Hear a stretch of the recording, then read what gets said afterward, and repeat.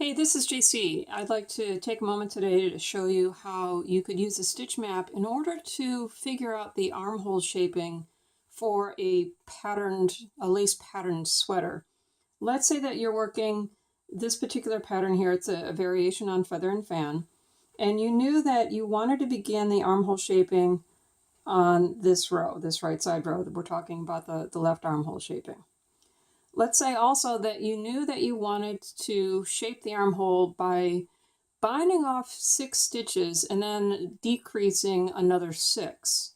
So losing a total of 12 stitches. If we want to lose a total of 12 stitches, that would be 3, 6, 9, 12 would be right here.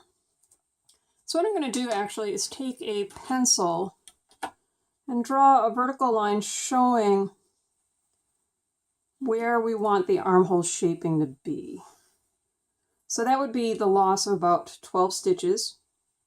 And if we know that we're going to be binding off 6 of them on row 5 here, I can just draw in those 6 stitches that I intend to bind off. That's 5, that's 6.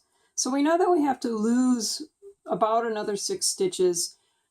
And let's say we're going to be doing it roughly at a rate of 1 stitch every other row. So that would be a total of 12 rows of shaping, 6 right side rows. Counting those rows, again going in pencil here, I would lose a stitch effectively on this row, 2, 4, 5, and 6. So it's essentially by about this point, I expect to have completed my armhole shaping. And let's draw in another pencil line showing the sort of shape that we want to get here. So drawing a pencil line like so. And the important thing to note is that a stitch map doesn't show the same stitch gauge to row gauge ratio that you're going to get in your fabric. So this looks like a rather steep rate of decrease. It's not actually going to be that deep, that fast a decrease line when you're in actual fabric. So looking at this line, the next thing to pay attention to are those stitches that fall outside of these temporary pencil lines that I've drawn. So this stitch really does exist, and this one does as well. And if we look over here, I can use the shaping that's already taking place as part of the pattern. I can just simply say, let's just continue following the pattern like so until we get to about this point.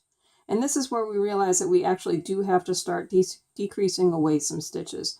So I'm going to throw in an SSK here, replacing those 2 stitches, and another one, let's say right here.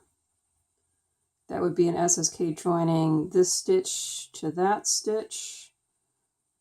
So this stitch really does exist.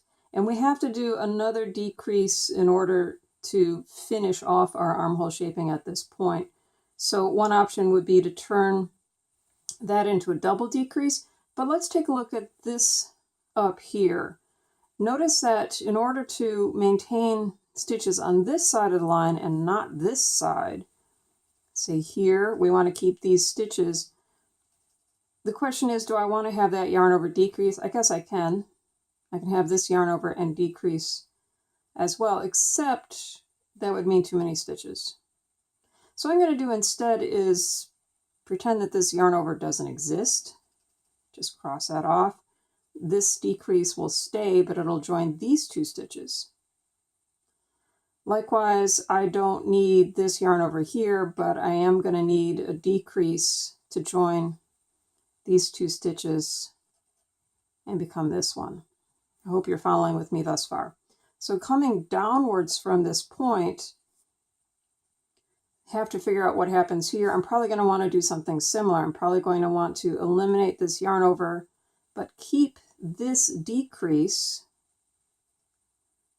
and that will become this stitch eventually. Working down again, I want to eliminate this yarn over to maintain the new pattern that we're developing here. And this decrease can join together all 3 of those stitches.